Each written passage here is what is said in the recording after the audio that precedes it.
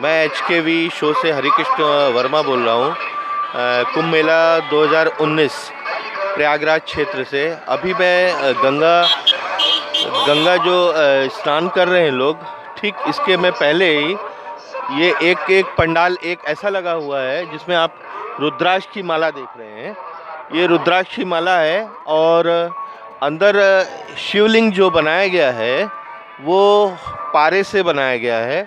और ये यहाँ पे ये सवा कुंडल पारदिशा स्थापना पारद शिवलिंग सुख समृद्धि कारक पारद शिवलिंग। इन्होंने जो शिवलिंग बनाया है वो पारे का है और जिसके बारे में आइए मैं आपको अंदर दिखाता हूँ। ये पूरा इन्होंने एक रुद्राक्ष की माला से इसको कवर अप किया है और एक केबिन जैसा बनाया हुआ है और ये सब रुद्राक्ष की माला है। यहाँ के जो पूरा रुद्राक्ष की माला से बनाया गया है।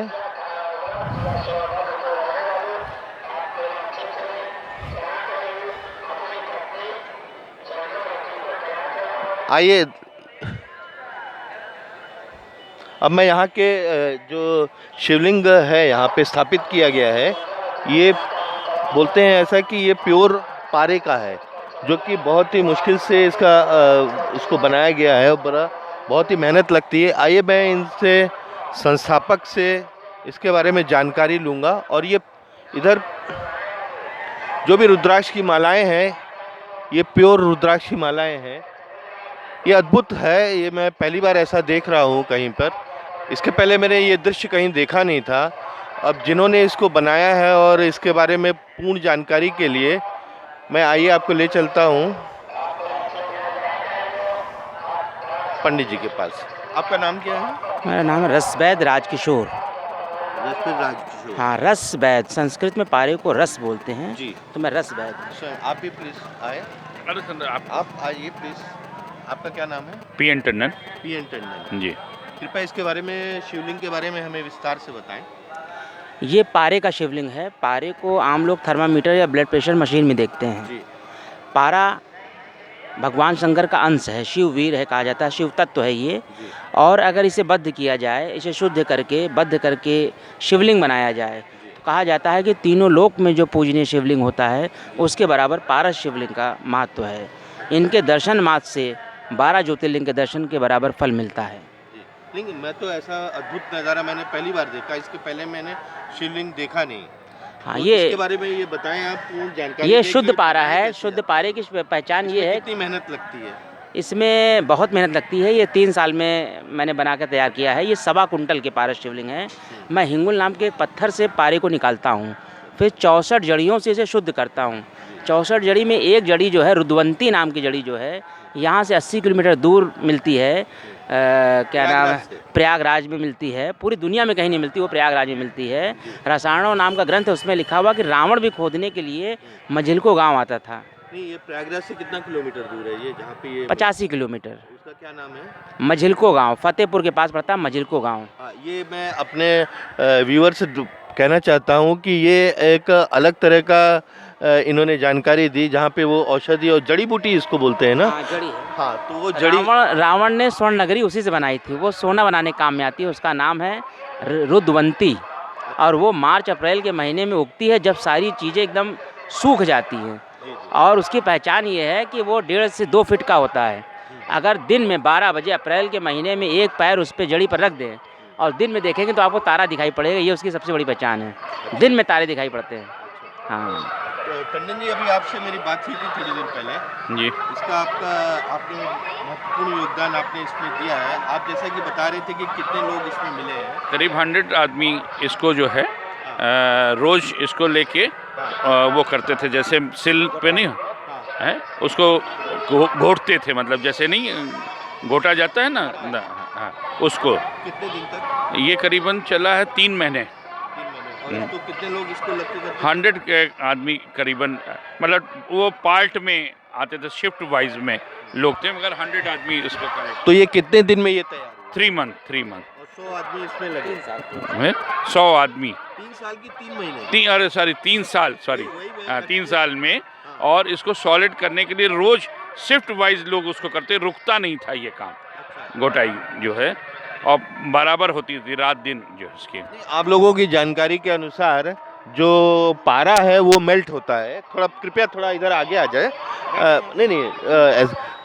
लोगों को ये मालूम है कि पारा फीवर नापने के काम में आता है और वो मेल्ट होता है, लेकिन ये तो आपने सॉलिड बनाया है इसको, तो उसके लिए क्या प्रोसीजर रहा और कैसे मेहनत की गई? वो तो उससे क्या नाम जड़ी औषधियों को उसमें डाल के जो घोटा गया है ना, वही है, सॉलिड में कोई केमिकल्स का इस्तेमाल नहीं किया है।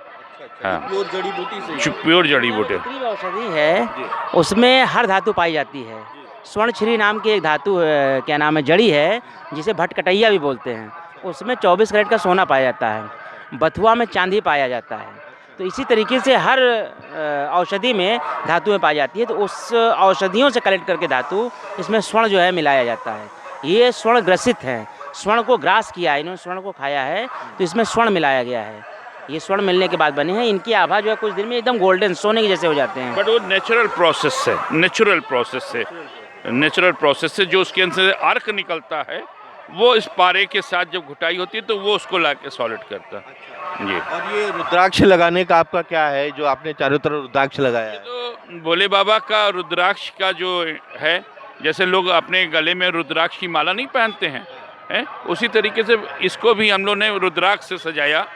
ये कौन सा रुद्राक्ष है? ये कै मुखी? 5 मुखी और 4 मुखी है।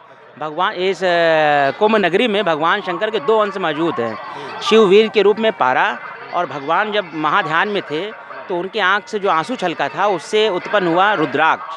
तो ये पंचमुखी रुद्राक्ष इसमें ज़्यादा है और 4 मुखी बहुत कम मात्रा में पाया जाता है। जो रुद्राक्ष यहाँ पे ये 3.25 लाख रुद्राक्ष है। ये पूरे कुटिया में जो सजाया गया 3.25 लाख रुद्राक्ष है। और बाबा के भोलेनाथ की कुछ ऐसी प्रेरणा हुई कि इस बार हमारी कुटिया जो है महल जैसी नहीं बननी चाहिए, या कपड़े से नहीं बनना चाहिए, या मार्बल से नहीं बनना चाहिए, पूरा रुद्राक्ष से बनना चाहिए। तो पंडित जी, आप मेरे को एक चीज़ और बताएं, ये जो पारे के शिवलिंग आपने बनाया है, लगभग इसका मूल्य कितना होगा? ये 45 लाख का है। 45 लाख का? हाँ, ये 30 रुपया ग्राम है। ये 158 kg हैं। हम 1.25 कुंटल बोलते हैं इनको। अच्छा। हाँ, ये 150 kg है। अच्छा, और इसका मूल्य 45 लाख है। हाँ, ये तो अद्भुत है। हाँ, अद्भुत है। और ये जो आपने रुद्राक्ष जो चारों तरफ से सजाया है, इसका मकसद क्या है? बस इसके मतलब मैंने सुना है कि इसका कुछ रेस आती है कुछ। इसका क्या है, जब ये आप बैठेंगे इस मूर्ति के सामने में, तो हर इंसान के अंदर से एक रेस निकलती है। उसी तरीके से इसका रिफ्लेक्शन जो है वो हमारी रेस से वो मैच करता है। तो हमको एक बहुत तसल्ली, बहुत सेटिस्फेक्शन ऑफ माइंड, यहाँ थोड़ी देर आप जितनी भी चिंता में आप यहाँ आइए, 5 मिनट के अंदर आपको बिल्कुल ऐसा लगे आई रिलैक्सिंग। मतलब अभी मैं देख रहा था महाराष्ट्र से भी कुछ लोग आए हुए हैं। माता जी, आप प्लीज थोड़ा सा उठ के बताएंगे, आप कहाँ से आई हैं? हम महाराष्ट्र से आए। अच्छा। महाराष्ट्र, मुंबई। अच्छा, तो या आप थोड़ा ऐसे आ जाएं, इधर से आइए। हाँ, आप महाराष्ट्र मुंबई से आई हैं। कितने हाँ। लोग आप लोग आए हैं माता जी? आपका क्या नाम है? मेरा नाम सुधा वामने है। हाँ। मेरे साथ मेरा लड़का, लड़की और बहू आई है। तो कितने लोग आप लोग आए हैं? हम 5 जन आए हैं। अभी मेरे आपसे कुछ देर पहले ये बात हो रही थी। हाँ। तो आप यहाँ पे आज आपका उपवास है, वो किस चीज़ का उपवास है? भोलेनाथ का, सोमवार। भोलेनाथ का, क्योंकि आप, मैंने देख रहा था कि आप काफ़ी परेशान थी पूजा के लिए, और आपको वो जगह नहीं मिल रही थी कि कहाँ पूजा करें। सही बात। तो हम लोगों ने, आपने देखा कि यहाँ पे शिवलिंग स्थापित है और आप आ गई। हाँ। लेकिन आपको ये नहीं मालूम था कि ये वाकई में शिवलिंग है, और आपको जो मन में आपको चाहिए था वो मिल गया यहाँ पे। सही बात है। लेकिन आपको शिवलिंग के, पारा का जो शिवलिंग बनता है उसके बारे में भी आपको जानकारी है, कृपया आप बताएंगे? हाँ, थोड़ी बहुत जानकारी है कि पारा, जब वो स्टोरी है शिव जी की, जब पारा ने उनका जो शुक्ल पड़ता है तब उसका पारा बन जाता है। अच्छा। तो हाथ में नहीं आता है। तो उससे मैं इनकी बात अभी मैं सुन रही थी, बहुत ताज्जुब की बात हो गई कि पारे को अपन छू नहीं सकते, हाथ नहीं लगा सकते, और इतना बड़ा उन्होंने बनाया है। अच्छा, तो आपको तो ये अद्भुत लगा, जो आपको हाँ, थी अद्भुत नहीं, लगा। आप जैसे आप बता रही थी कि आपके घर में भी छोटा एक पारे का हाँ, शिवलिंग सही बात है। हाँ, तो वो कितना पुराना है? कितना पुराना ऐसा नहीं है बोल सकते हैं, अभी हमने 3 साल पहले 2 साल पहले ही खरीदा है। अच्छा, तो वो मेल्ट नहीं हाँ, हुआ, अभी भी एज इट अभी इज है? वैसा ही है। अच्छा, तो पर वो मुझे ख्याल से वो ऐसे जैसा ओरिजिनल तो नहीं है, अच्छा, जैसे अपन खरीदते हैं वैसा ओरिजिनल नहीं है, ये ओरिजिनल है। अच्छा, ये पहली बार आप कुंभ में आई हैं, आपको कैसा लगा यहाँ कुंभ? बहुत अच्छा लगा, बहुत अच्छा लगा। बहुत अच्छा लगा। मनोकामना आपकी कुछ है यहाँ पे?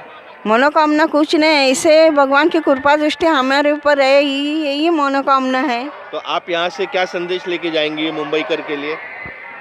आ जाना चाहिए, अपनी संस्कृति है वो देखना चाहिए। अच्छा, कितने अपने साधुजन यहाँ आए हैं, हाँ, तो उनका दर्शन करके जाइए, तो आपने अपनी संस्कृति कितना विशाल है ये मालूम पड़ेगा। तो ये आपको यहाँ पे आने के बाद एक विशेष अनुभूति भी हुई होगी? हाँ हुई ना, एक अलग एनर्जी मिली होगी। थोड़ा हाँ, उसके बारे में भी बताएं, आपको कैसा लगा? एनर्जी मतलब प्रसन्नता हुई है जी। बहुत सारी। अपन सब भूल जाते हैं हाँ, कि कैसे टेंट में हम रहे, अपन फ्लैट में रहते हैं तो फ्लैट में कितना सुविधा होती है, पर इधर ऐसा नहीं हुआ।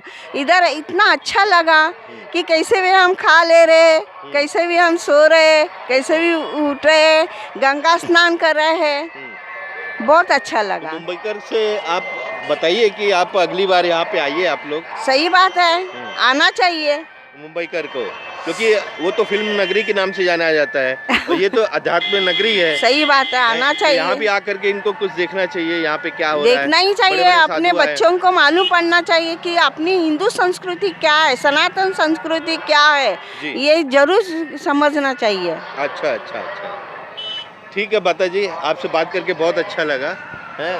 मैं एक मिनट पंडित जी से कुछ, हाँ पंडित जी बताइए। पारे जो की भी छूट गया आप पूरा बता दीजिए, हाँ। क्योंकि किसी को भी पारे के शिवलिंग के बारे में कुछ भी मालूम नहीं है। पारा शिवलिंग की सबसे बड़ी पहचान होती है कि पारा शिवलिंग जो है मणि की तरह चमकता है। मणि की। अगर उसको आप देखना चाहेंगे तो एकदम आप उसमें दिखाई पड़ जाएंगे।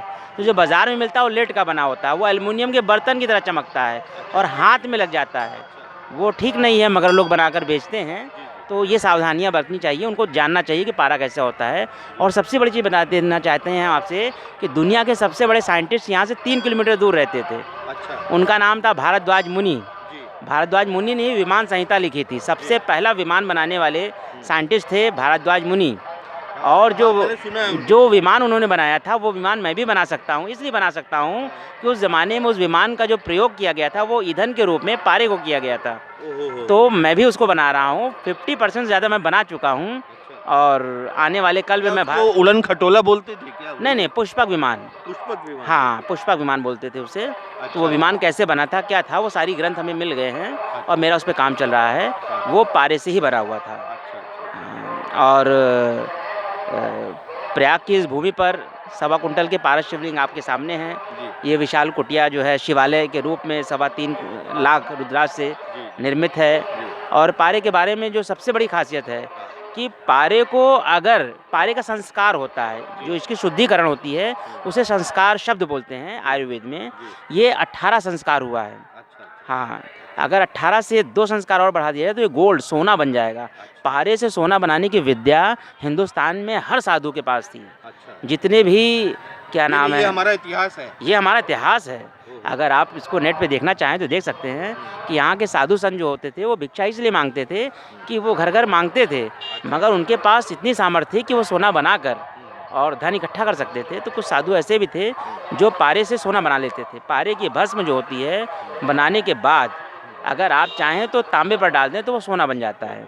तो ये विद्याएं हमारे भारत में थी, गली गली में थी, हर साधु के पास ये विद्या थी। ठीक है पंडित जी, आपने बहुत महत्वपूर्ण जानकारी दी है मेरे व्यूअर्स को, और मैं कोशिश करूंगा कि ये ज़्यादा से ज़्यादा ये लोग देख पाएँ। तो इसके लिए आप मेरे चैनल को सब्सक्राइब करें, बेल आइकॉन का बटन दबाएं, लाइक करें और शेयर करें, जिससे कि पूरे दुनिया में लोग जो अपनी संस्कृति है और जो पारे का शिवलिंग है उसको ज़्यादा से ज़्यादा जानकारी लोगों को मिल सके।